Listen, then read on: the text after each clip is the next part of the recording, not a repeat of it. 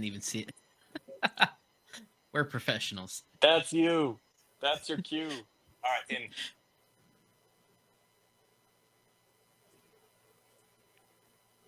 I'm Ron Burgundy.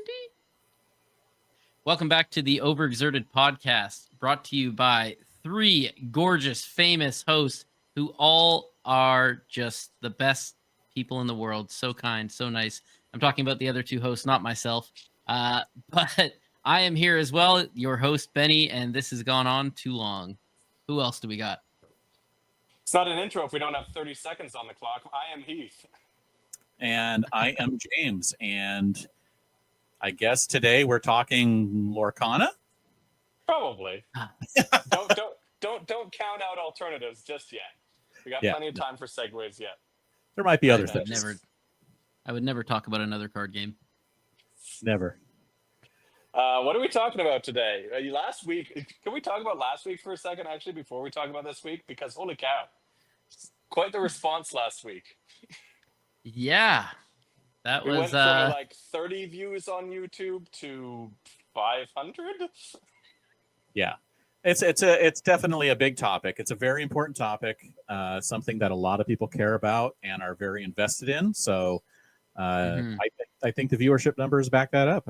There's just no way that people are just going to let that slide and just be like, oh, whatever. It's everyone's invested in it. Yeah. And actually, go ahead. Definitely nice to see some comments of people saying that they found a new podcast to listen to and they're excited. That was cool. 102 episodes in. Welcome. So today, I love it.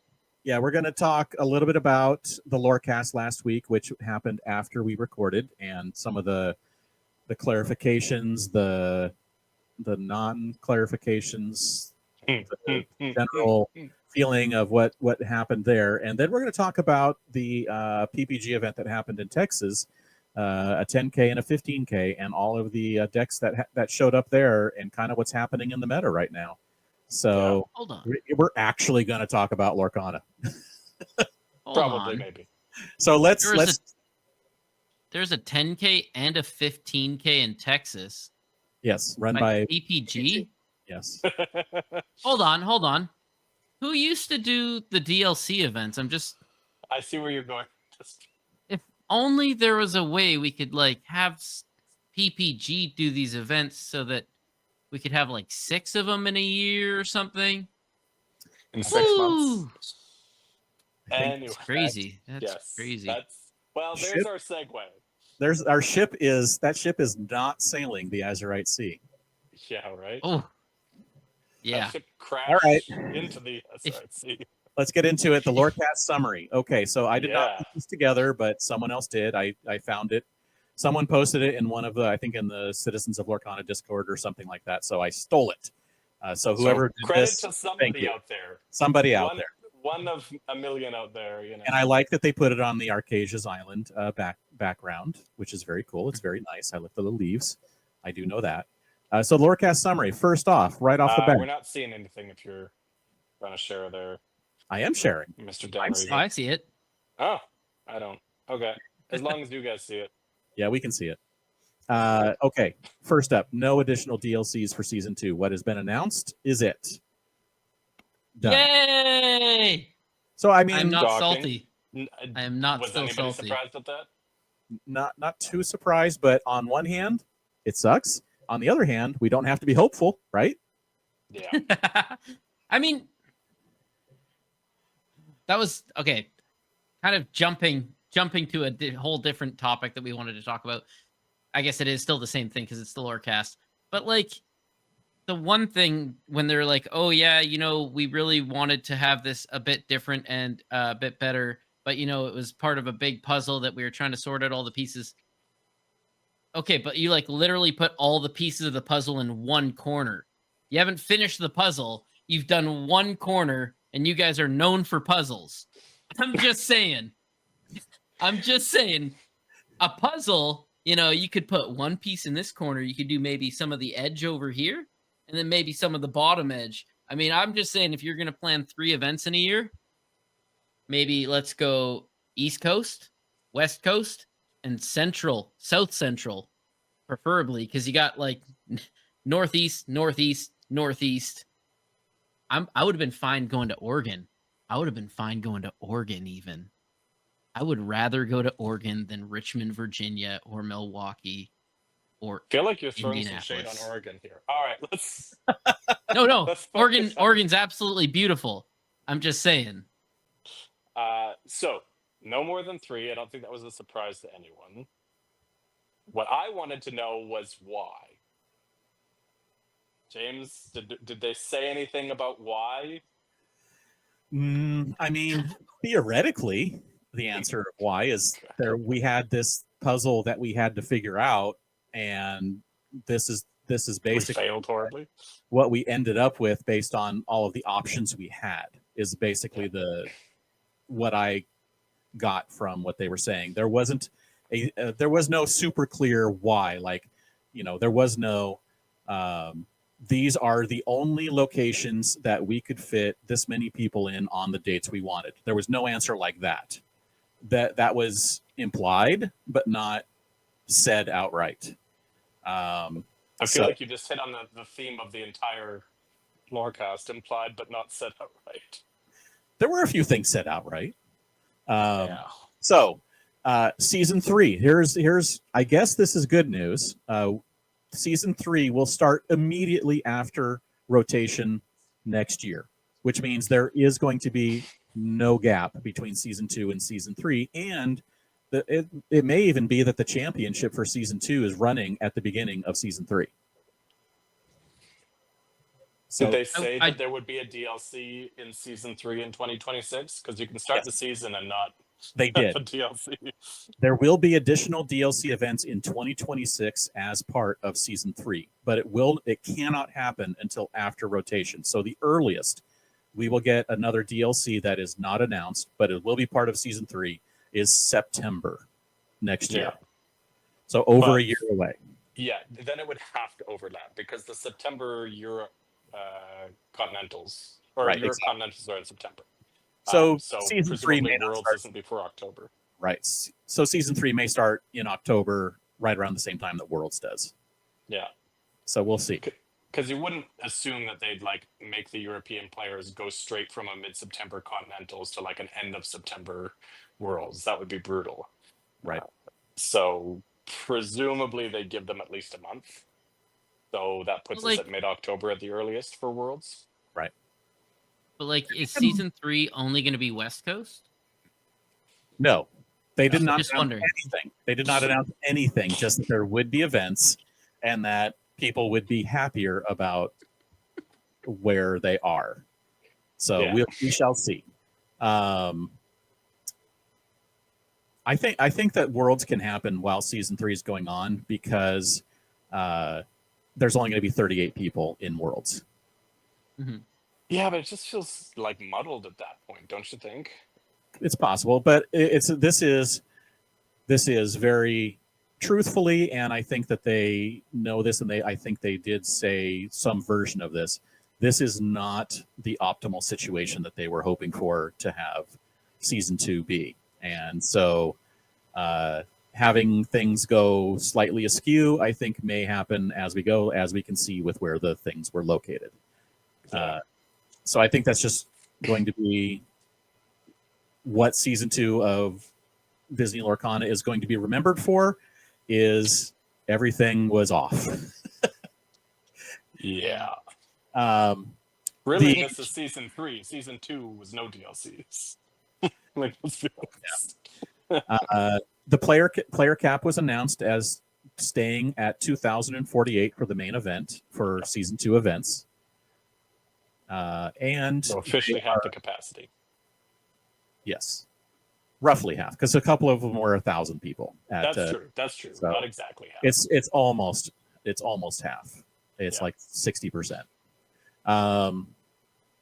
They will be, just like they have announced at the few events on their website, they will be giving support to third-party events, and they are looking into whether or not they can give invites to Continentals for winning third-party events. That is something that will have to be determined, and nothing is confirmed. So this is another we'll see what happens. But they are definitely looking into it. They did say that they are looking into making that happen if possible.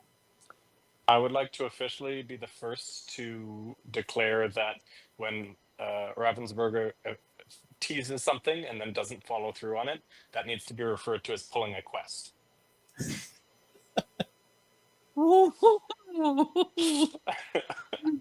I like that. All trust is burned for me. I will believe it when I see it. That doesn't mean that I don't think that it might not happen. I'm not saying it's not going to happen. I'm saying that I'm not holding my breath anymore. I'm not relying on we may do this to be anything close to it will happen. Yeah, 100%. Like as much as I would love to have feel good Disney moments the entire time of the podcast and always make everything cheery and happy and always perfect, and we can fix it all with a song and move on. Fool me once, fool me twice. You know, I'm not going to give you the George Bush version of the quote, but you know how it goes. So this one, that third party support kind of thing with the Continental invite was sounded very up in the air and all that. Yeah. What didn't sound as up in the air was a new type of event that the level between set champs and challenges is in development.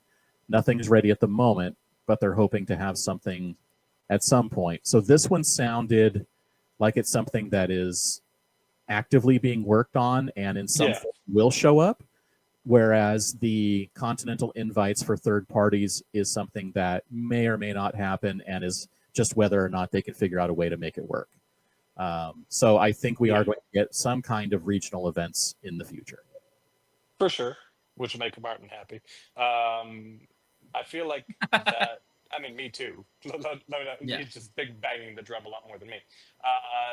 That feels like, probably season 3, where we're looking at them implementing that. I mean, they might do it earlier, but I wouldn't get your hopes up before season 3. Right. Yeah. Just know that it's in the works and that hopefully we'll see it sometime within the next year to year and a half. So I think it's a great. I mean, again, like I don't want to be all negative all the time. I think that's great.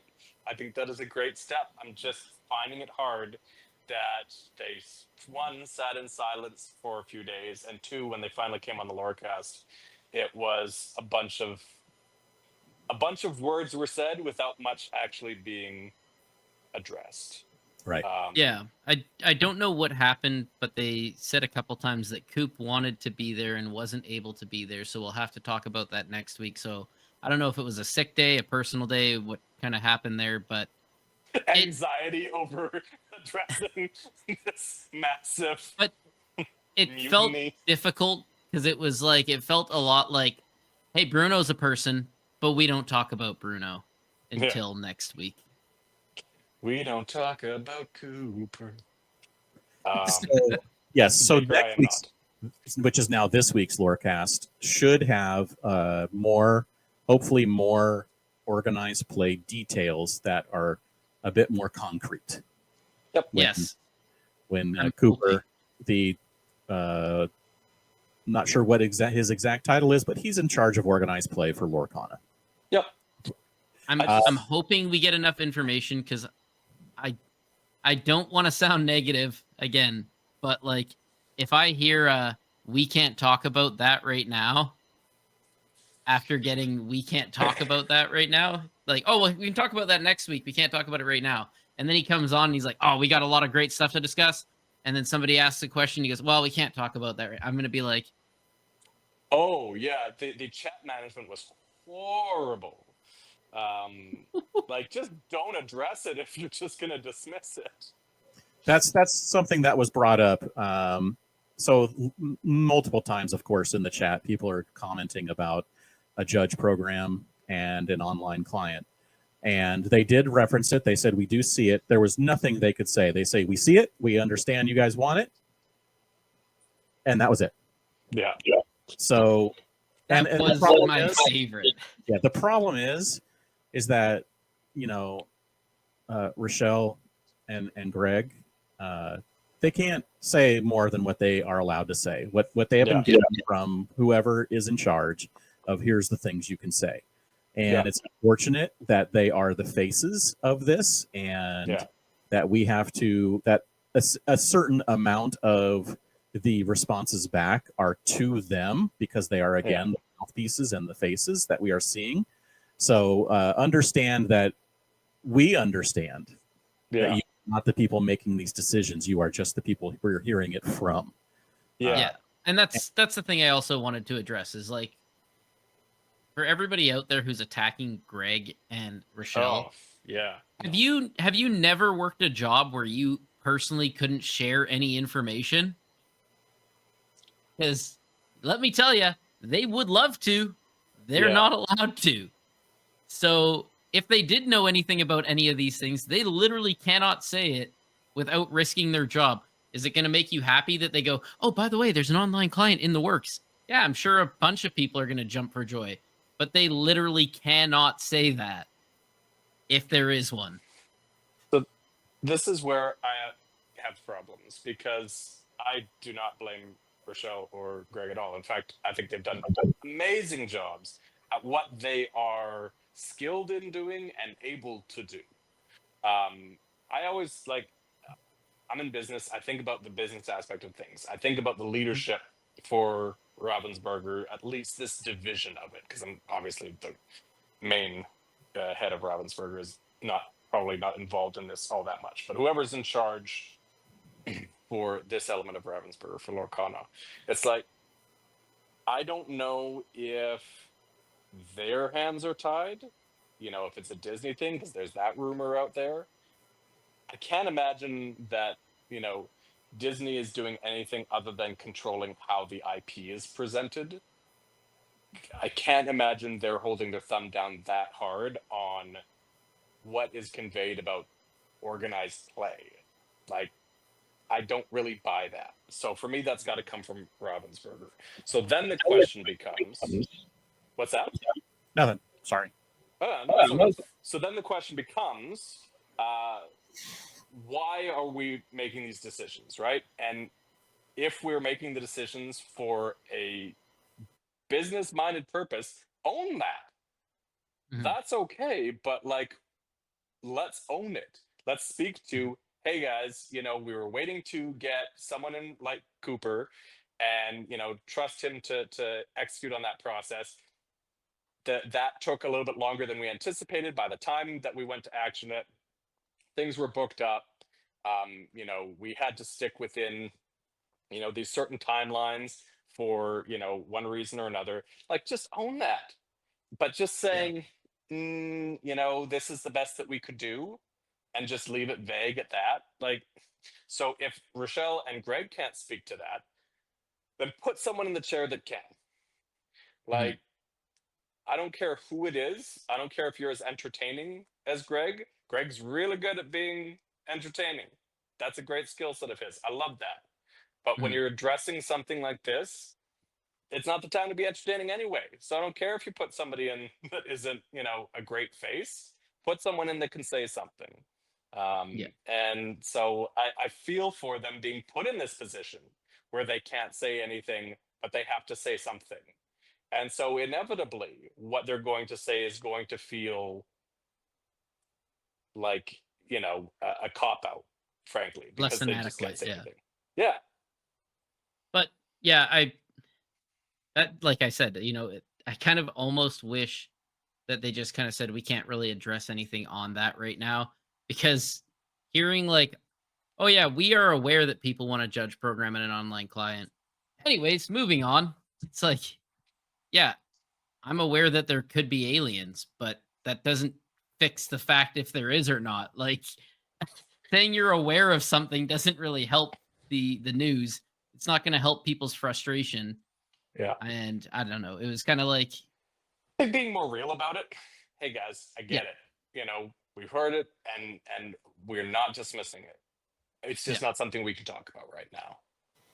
And I know it's hard when you're live to always come up with the exact words that you want to say in the proper sentence. So to be able to just be like, yeah, we're aware of it. It's like, yeah, it's okay. I get it. It's just it It's wasn't the perfect set of words. right. It's a non-zero amount of answering the question in some manner that they can, and it's going to help some people to not be so, hopefully, so stressed about it. If they're saying, we see it, thank you for your comments, and I wish it would be more along the lines of, we will address that as soon as we can. Yeah. Something where they say, at some point in the future, we are going to say something concrete about that. But I don't even know if they could say that.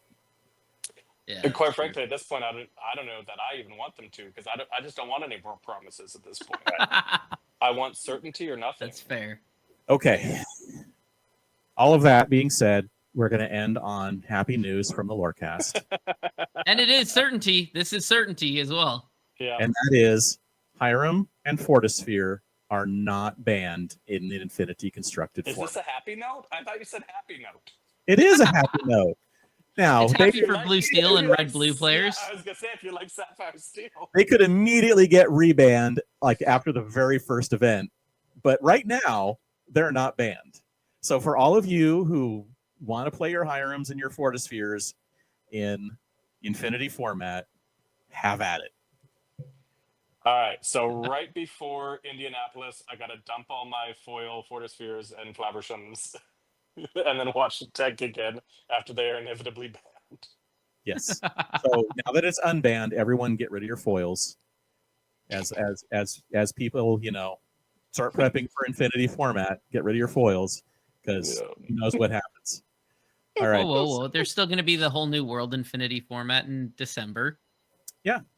Oh yeah. I hope. Yep. You know what? I hope. There we go. Sapphire Steel. I actually blocked time off work for that. So yeah. Take the whole. Well, you got to get 4 of them, right? Got to get 4. Absolutely. We only got 3 days. I don't know how I'm gonna get 4. You only have 2 days. That's true. I thought it was the 12th, 13th, 14th. Is it? Is it 2 thought days? it was. I thought think it was. so. I think it's you're right. I think it might be 2 days.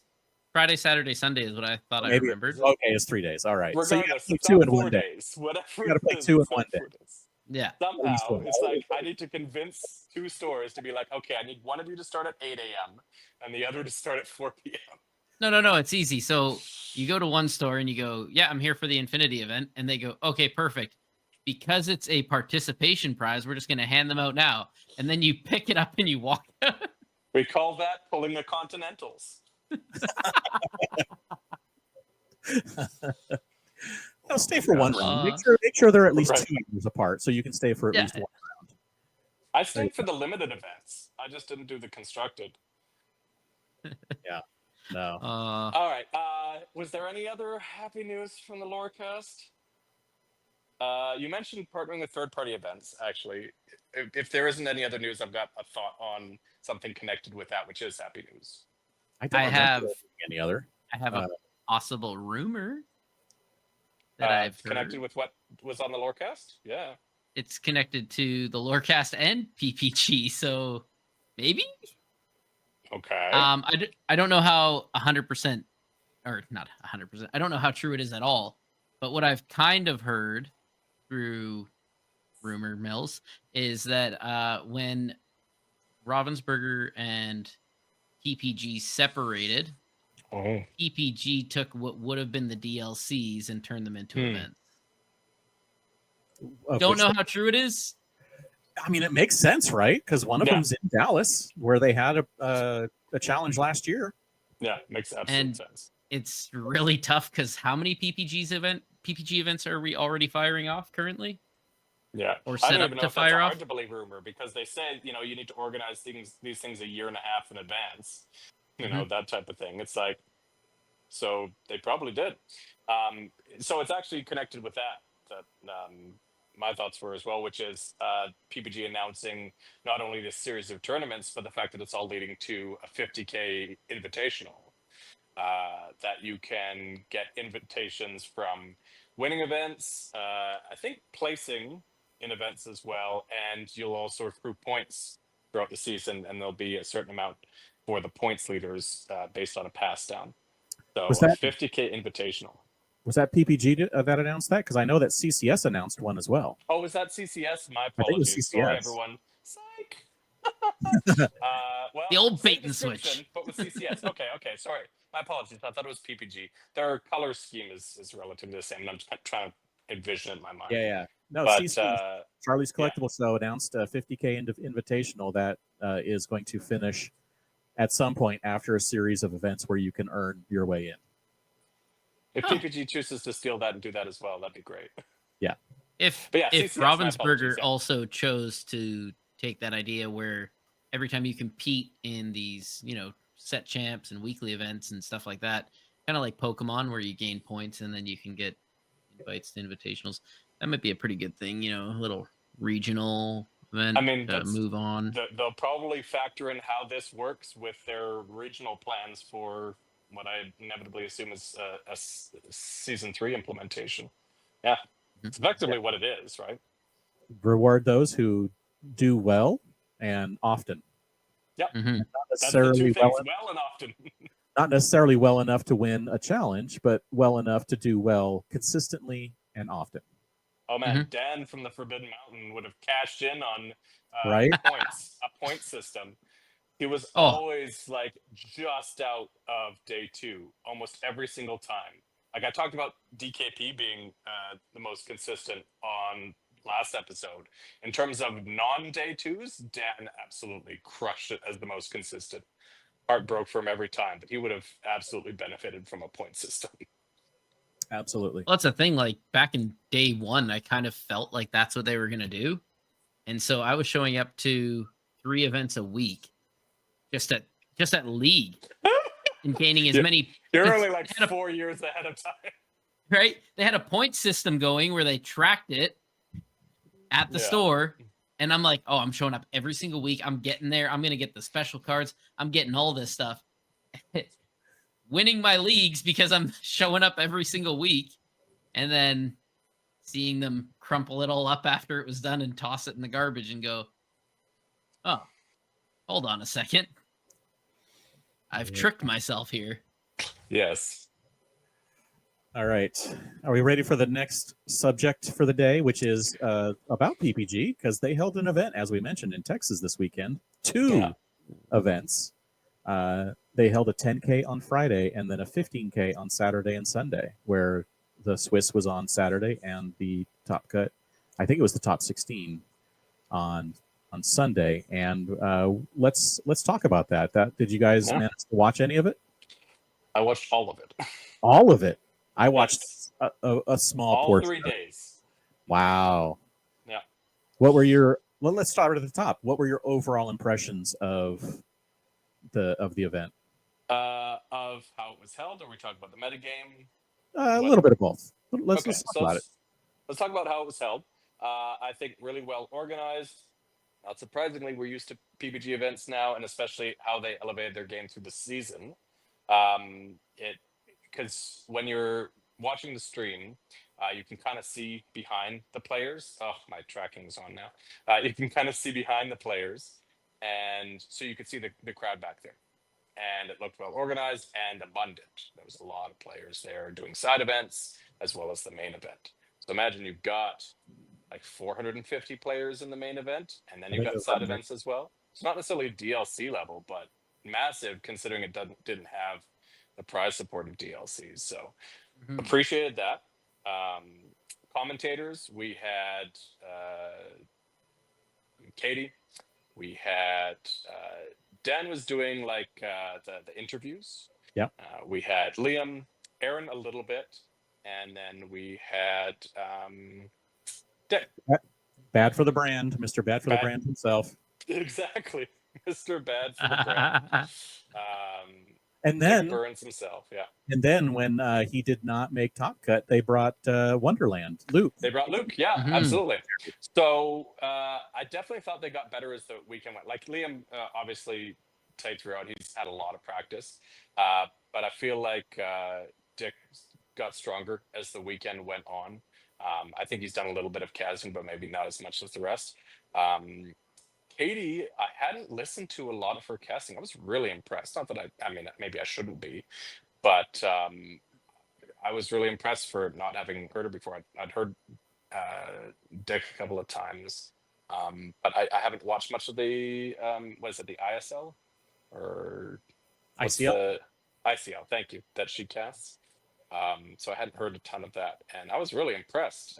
She had the puns down, but she also had a lot of good insights, a lot of good play-by-play. So props to you, Katie. Really impressive. And then Liam, tight as always. Like he's really coming into his own as a strong caster. So yeah, he actually had Fun a really fact long about- thread on Twitter about his casting over the last couple of months and kind of his journey. So if you haven't checked that out, go check that out.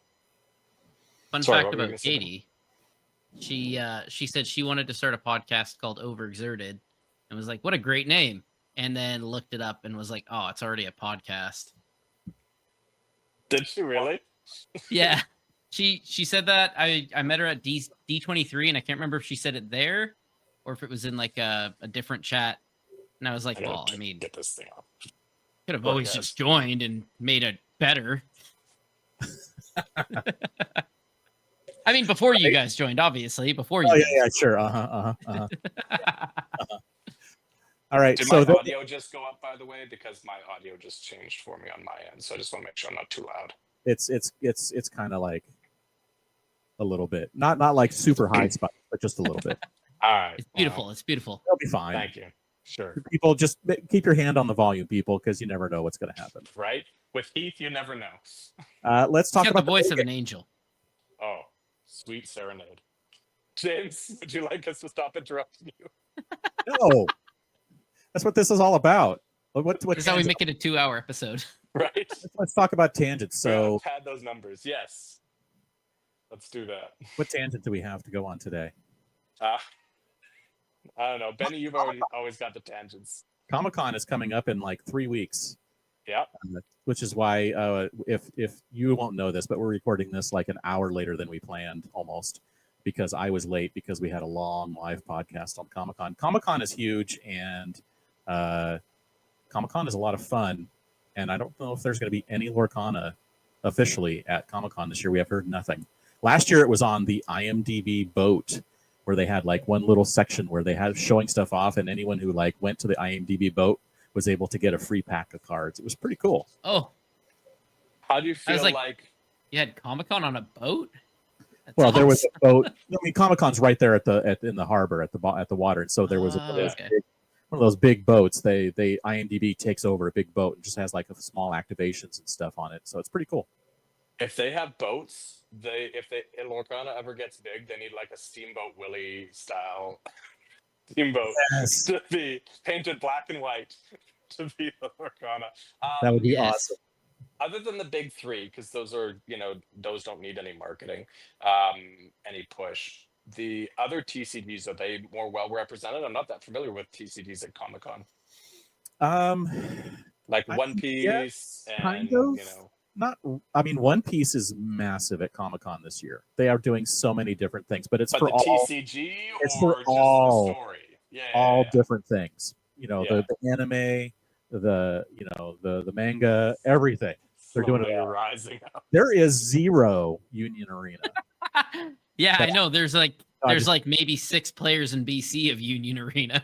I don't know, but no, I mean, One Piece is the one that you see the most. Obviously, there's a bunch of dealers selling Magic and whatnot. Hasbro sometimes. I don't know if they've done it recently, but almost every year they used to have a special Magic exclusive for Comic-Con that they would sell. So TCGs do make an appearance there. Upper Deck has a booth every year, so there's going to be some Rush of Icar at Comic-Con this year. Who was it that got like Yeah. the Rush of Icar like starter pack or whatever? Was it the guy that's been commenting on Twitter about Yeah, the the lawsuit? lawyer. Yeah, the Yeah. lawyer, Paul Lesko. He funny. finally found a booster box, and he's like, "I'm not set up to record a video, so you're just gonna have to get pictures." And I think he posted some pictures of opening the stuff. Too funny. Yeah, I mean, whatever. Anyway, tangent Yeah. done.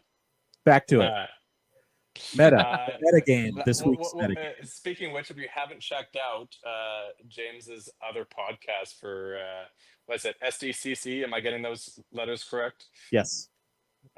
Make sure you check that out. If you want San Diego Comic Comic-Con. Con. Yeah. Yes. Yeah. So metagame you asked about.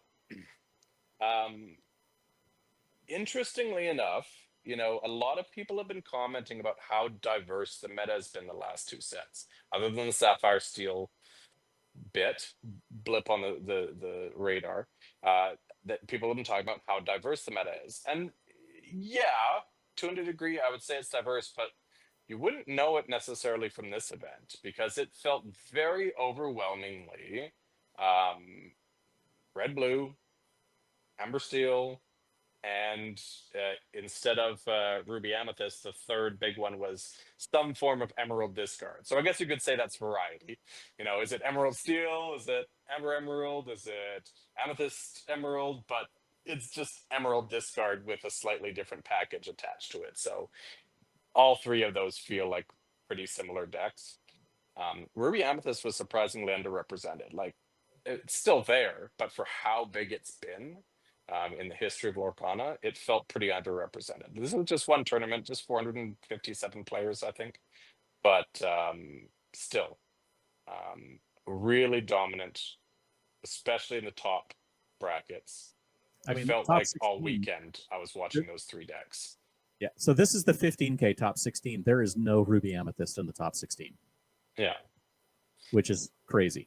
It's always made its way up in there in some form or another. In some way, someone's like, I'm sticking with Old Faithful, and it's going to get me there. And it usually does get you into the top 4, the top 8, but this time, nothing. But as you want to count out the number of Amber Steel in that top 16? Let's see, 1, 2, 3, 4, 5. 5? Okay, because there's 4 in the top 8, so there's really only 1 in the rest of it. Maybe. Yeah, because everything else... just straight up amber. Oh, amber steel right there. It just says amber for some reason. Yeah. Okay. But yeah, top 4 there's and about the top 6. 8 are amber steel. There was 4 ruby sapphires. 1, 2. And then some form of discard looks like it's 1, 2. Only 2 discards? No, that can't be right. Emerald Steel is shift and damage. It's not even discard. There was 3 different. There was actually none of the Emerald Amber were the discard. This is the Sing Together, so it probably is the discard. Let's check it out. Yeah, no, that was definitely the discard. So that is discard. There is one Chernodog's one that is not. And there's Chernodog, and then we also had one Dwarf's Mine. Yeah, again, there's nuance in the Amber Steel. It's not all the same deck, but just the fact that it's really just those color pairings. Because there's nuance, but there's not a ton. Like, I didn't see much hyper aggro Amber Steel, but definitely the Chernodogs showed up well as far as aggro goes. This one's interesting. Shift in damage. Emerald Steel. I don't think that's discard. I wouldn't be surprised if it is. Click into it. It's not spicy enough to be something. It's not spicy enough to be something unique. I see Diablo there. I see Ursula. I see Strength. Oh, there's a Chief Bogo. That's the shift. Oh, and he's got the Prince Philip. Yeah. Oh, beauty. I got here's my giant face in it as I'm trying. Yeah, so it's got Diablo because it's a shift because it's a Floodborn. So no, it is all Floodborn with Chief Bogo to try and get all of those things going, just all the popping off Floodborns. Mm-hmm. Which is fun. One that I was actually interested in. The action that you just hovered on. Seriously, the Return of Hercules. There's 4 of them in that deck. That's right. It does say every time you play a Shiftborn or a Floodborn character. It has to be shifted. That's the combo that you're trying to get off. Is you're trying to play that when you have the Prince Philip in hand and the Bogo on the board, so that you can clear the board. Yeah, there literally isn't a single tournament I've ever seen where there isn't at least a couple of decks where I'm like, how did this place? Yeah, so that is wild. Top 16. But anyway, yeah, what we're seeing is Steel Song is very, very strong. I think we're all pretty sure it's basically Rhino's world, and we're just living in it. Rhino really showed up well all weekend. Again, I watched all these matches, and Rhino felt very strong. Yeah, all the time. I played against shifted hard cast. I played against it last week, and man, once there's more than one Rhino on the board, it feels insurmountable if you're not playing Ruby. Yeah. Yep. All right. So this was the 15K, and it's funny because I'm pretty sure this guy right here, this Emerald Amethyst discard, this is the same guy who won the 10K. Yeah. And he changed one card in his deck for the second day and finished in the top 8. Yep. It's a pretty good weekend. Yeah. So Discard had a nice, fun day with multiple decks winning on each night, each of the events, the 10K and the 15K, finishing very well. I was actually very happy to see, though, that Steel Song was doing okay into Ruby Sapphire, which was, one of its most common bad matchups. It was doing just fine. Yeah. I didn't even see a ton of consistency in Ruby Sapphire either. Again, going back to that nuance, there was some item builds, there was some burn builds, there was some classic builds. So I don't know if you want to what's the build of the one that did the best here? This is the burn, the one that finished in first. Oh yeah, a couple of goofies in there. So they only had 2 goofies. They played Goofy a lot for having 2 in that deck. Let me just say, Goofy came out a lot. This is very much a toolbox version because they have 2 Goofies, 1 Hades, 1 Maleficent Dragon, 1 Hideaway. Yeah. So yeah, this is definitely a version that was just, I would almost call that a hybrid. It's not quite classic control. It's not quite burn. Like, it's got burn elements, but it doesn't feel like they committed fully to it because you'd have the 4 Goofy. If so, probably wouldn't have the Dragon or Hideaway. Right. Well, probably if you just trade Hideaway and Dragon for 2 more Goofies, you'd probably call that burn. So maybe that's not being fair to that, but I think it's nice just having a couple extra answers that do something a little bit better than Goofy does. Yeah. But I don't know. I feel like Dragon's too slow at this point. Could be, but it also could be that answer you need late game. Take away that one card that you just can't do. You don't have anything else to take care of it. I don't think I've been this terrified since before Grab Your Sword and Be Prepared were announced in set 1. When we were still in the preview season for set 1. And I remember it was, Stitch Rockstar, but obviously we've come a long way since then. But I remember how that deck went off and thinking we've got to have mass removal here. And now both of those are about to rotate out.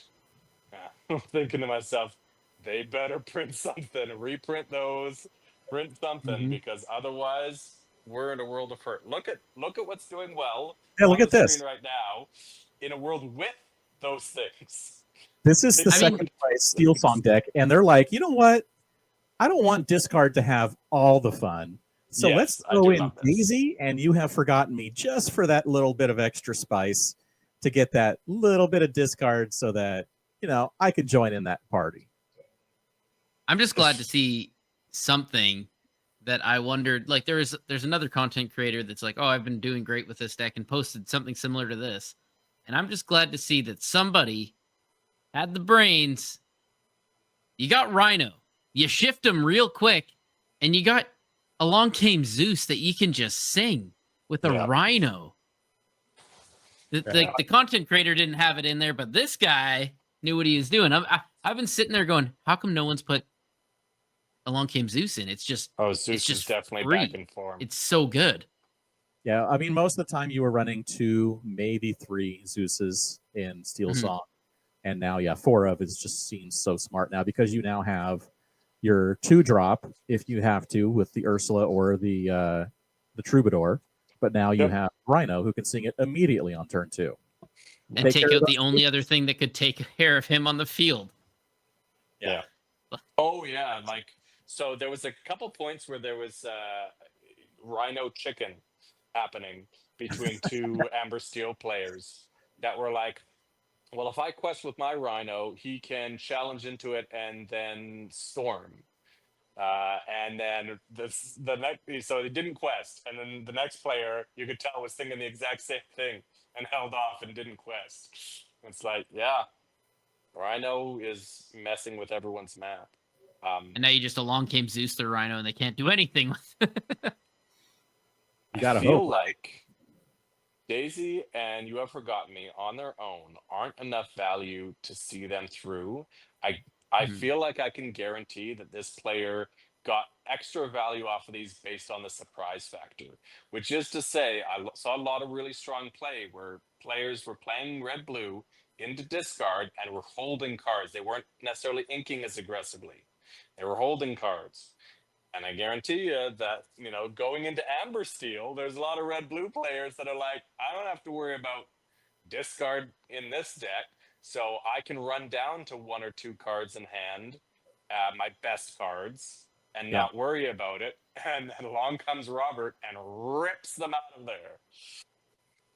Yeah, and I think this is Rob S, right? Yeah.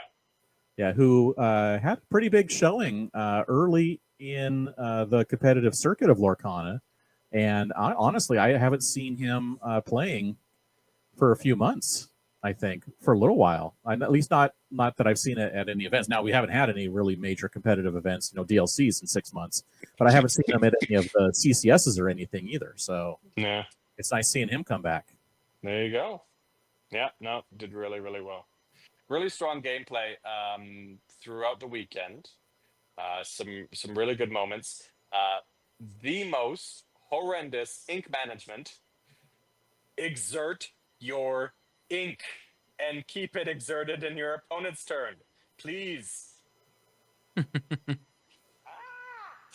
Oh, we don't have instance yet, Heath. It doesn't matter. It was so infuriating. People just not bothering to exert, people exerting and then readying. Quigley, man, love you. Your deck was hilarious, but he's just like tossing ink around the place, so it's like slightly askew and just in different messy piles. I'm like, somebody needs to talk to them about the ink. I mean, if you're going to call it a pro play summit, then you better call them out on not properly inking. Get those free judge calls. Come on. What are you doing? Gosh, it was so painful. You admiring the Amber Emerald there, James? Yeah, I'm taking a look at it, and like another card that has shown up and been a bit of a force is Lewis. Yeah. The one that is giving someone reckless and comes in exerted, so you can give them a target that, if that's the only target, they have to run into it and are likely going away because of that 4 strength. Yep. Good Always answer to Diablo. The Good special answer to Daisy. The special little spice in this one is, of course, that Aladdin 2-drop Aladdin with Ward, and I'm guessing that the reason it's in there is just so you don't have your two of your needed 8 to sing Under the Sea going away randomly. So it just sticks around. You just never quest with it and wait to sing with it. Yeah. So I think absolutely the play was twofold. I think it was into Cindy, right? Cindy Storm, a good way to prevent that and hold on to it. And then, just preserve your warded Under the Sea singers. And maybe just preserve your 2-drop until Prince John can hit the board and you can sing Sudden Chill. I'm surprised you didn't mention one of that was in that deck that has been Lost in written the off Woods. No, that one's actually an interesting key to light.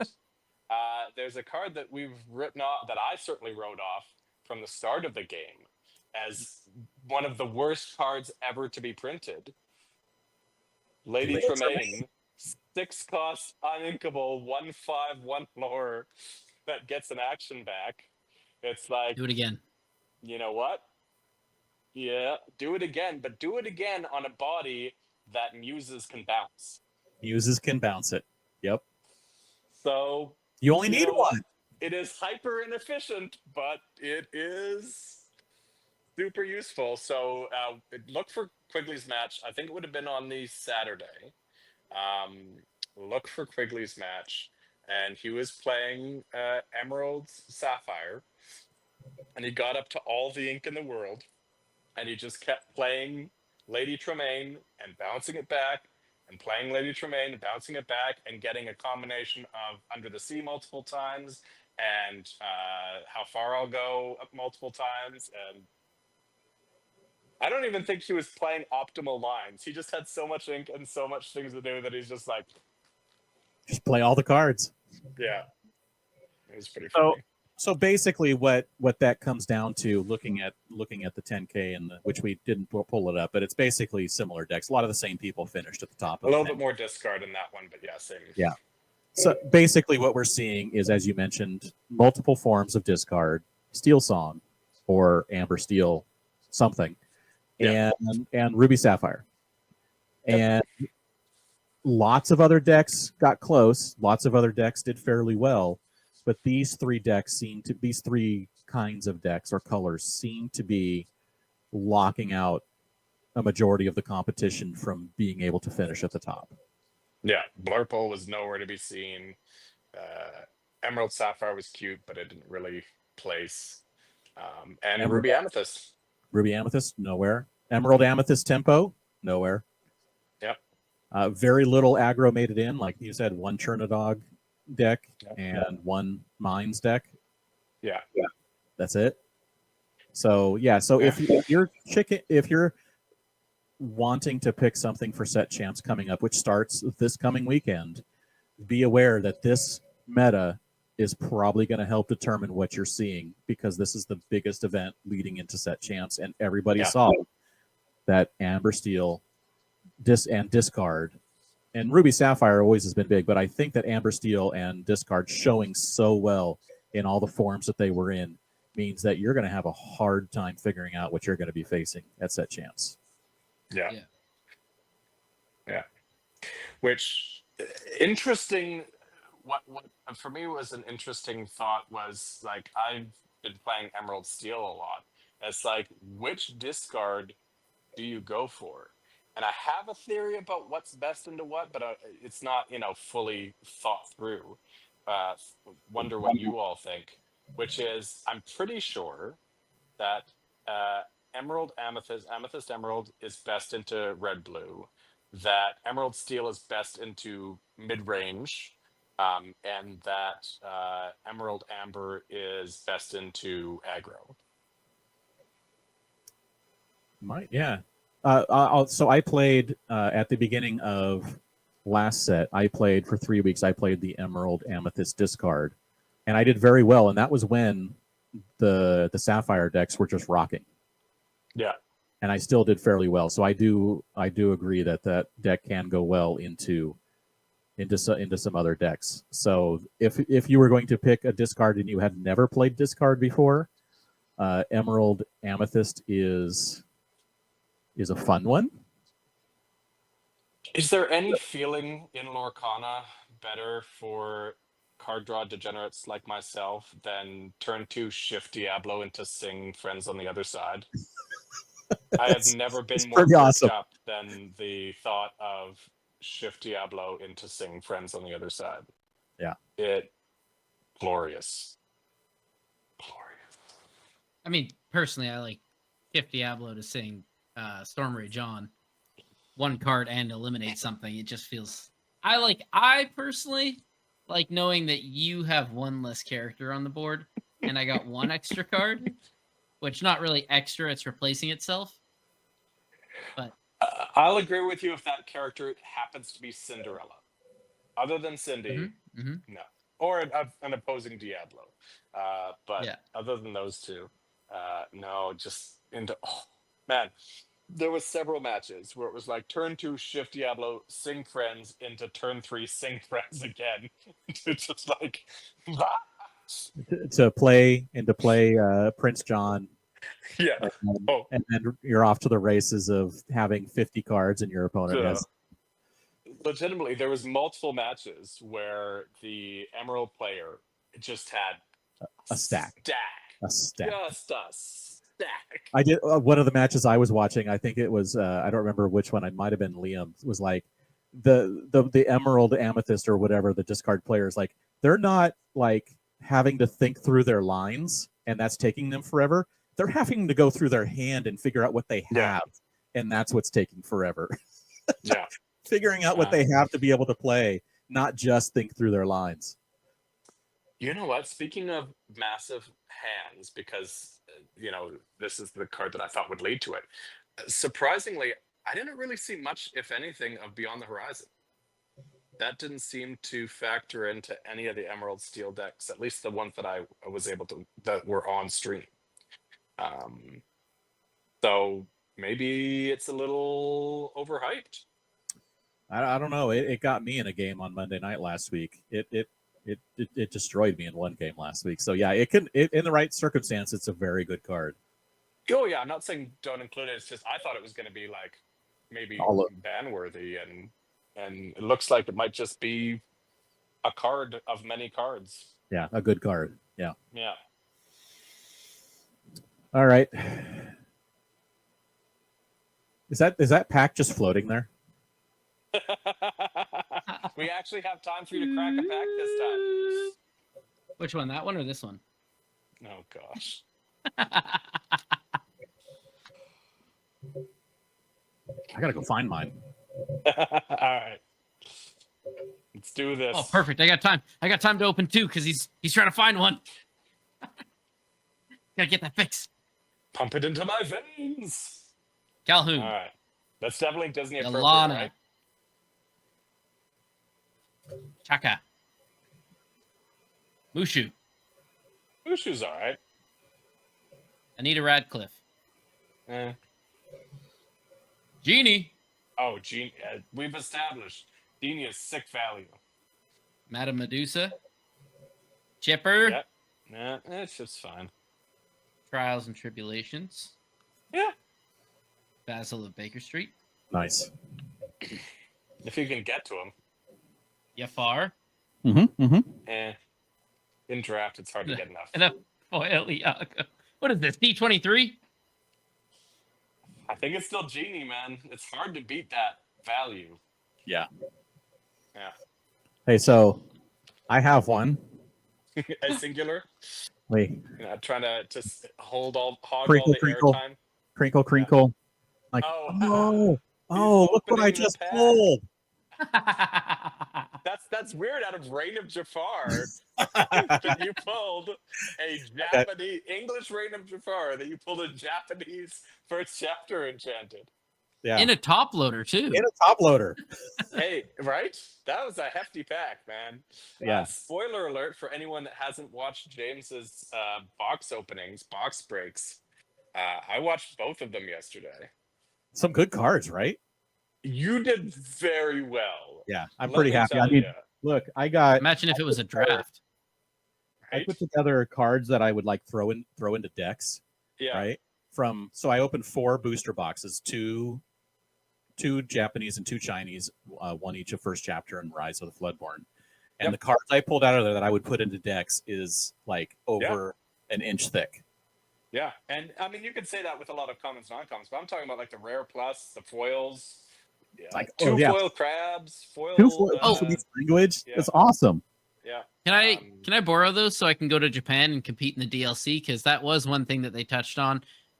You don't have to be able to speak Japanese to compete in the Japan DLC, but you must have Japanese cards. Now, I'm gonna throw some shade at this because I don't like that at all. Because why can't you just tell me, hey, we only have up to set 5 in Japan. You're only allowed to play cards up to set 5. Instead of telling me, oh, your card's got to be Japanese. Basically, you're just telling me, oh, you want to compete in the DLC in Japan? That's fine because it's basically the same price for you to go to Richmond, Virginia in winter or Japan in January. Right near the beginning of bloody cherry blossom season. Yeah, I wonder which one I want to go to. Why do I have to give you more money to compete in the DLC by buying more cards? Just tell me I can use up to a certain set. So you get them shipped to you.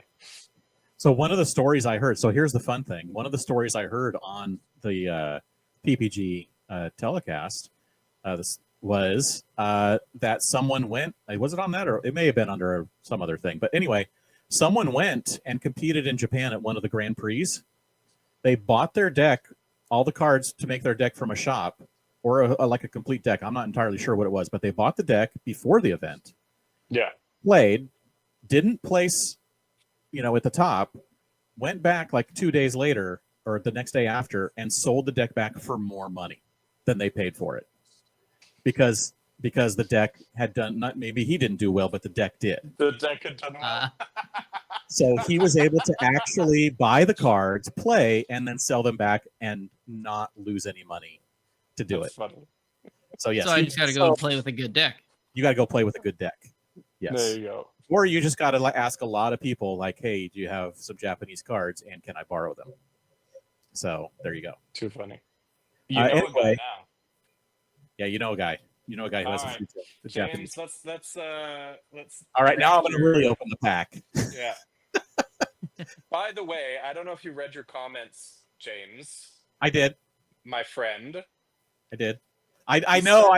He spent like a minute talking about Be Our Guest, the card.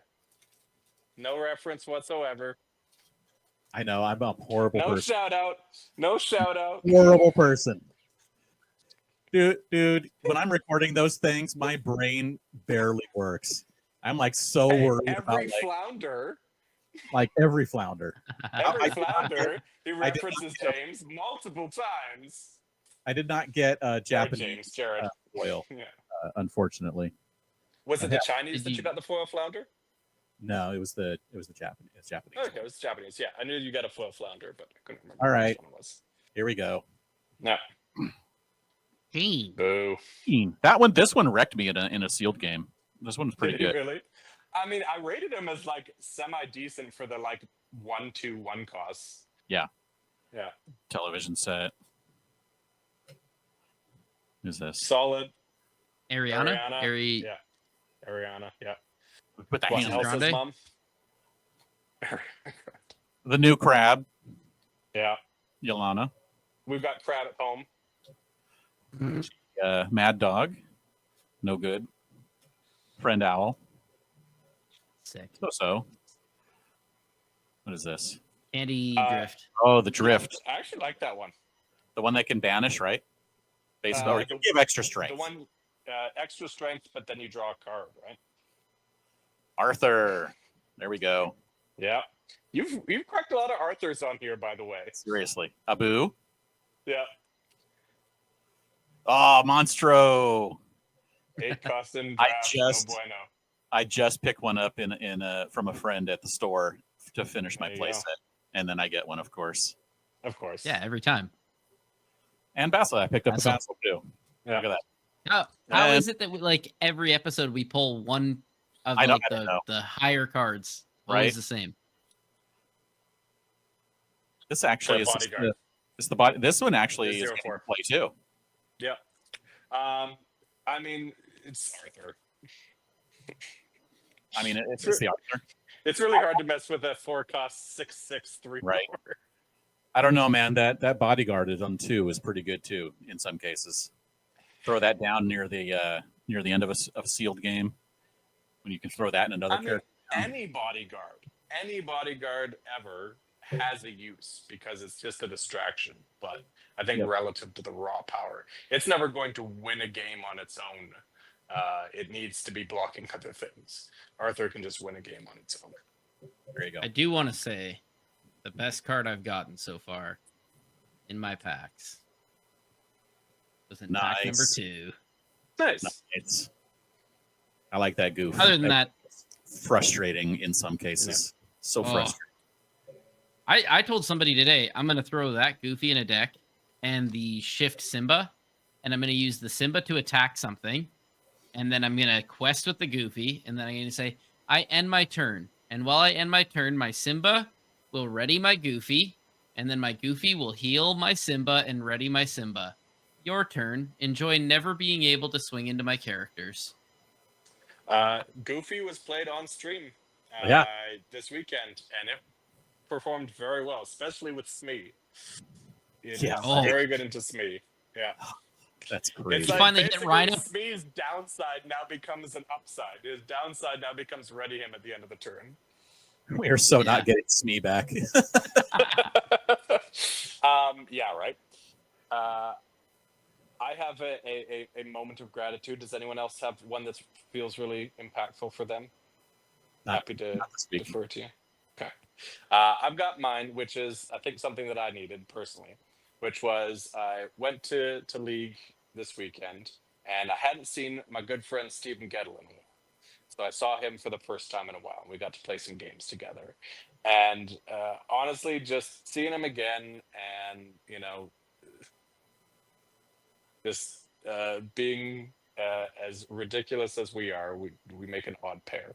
But it just reminded me, one of the main reasons why we play the game.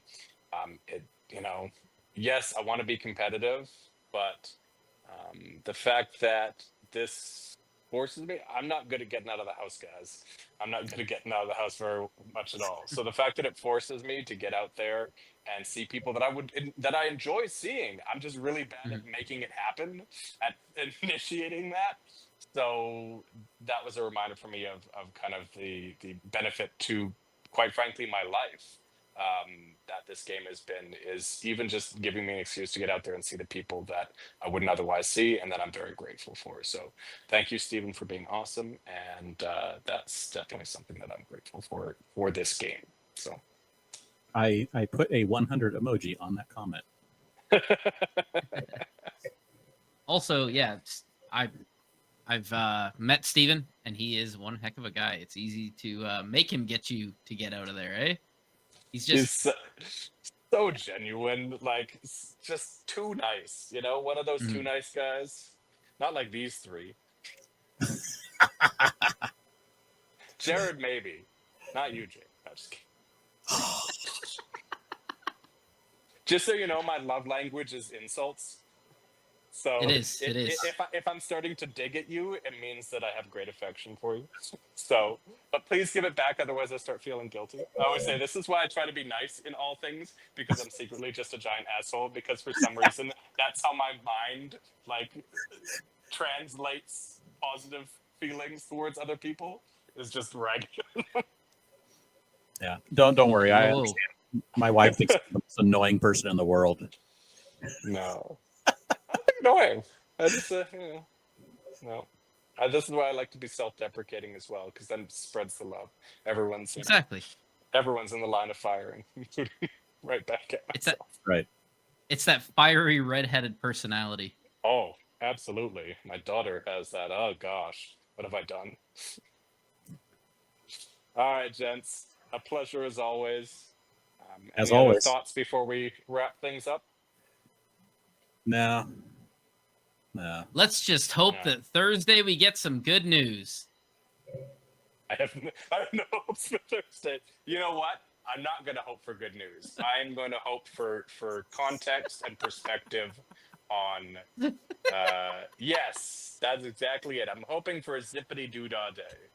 You're just hoping that everything is satisfactory. Right? Yeah, that's exactly it. All right, guys. All right.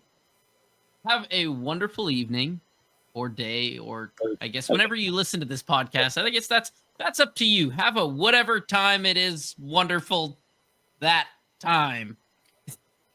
Well said. Articulate, smooth. And thank you for joining us on this magical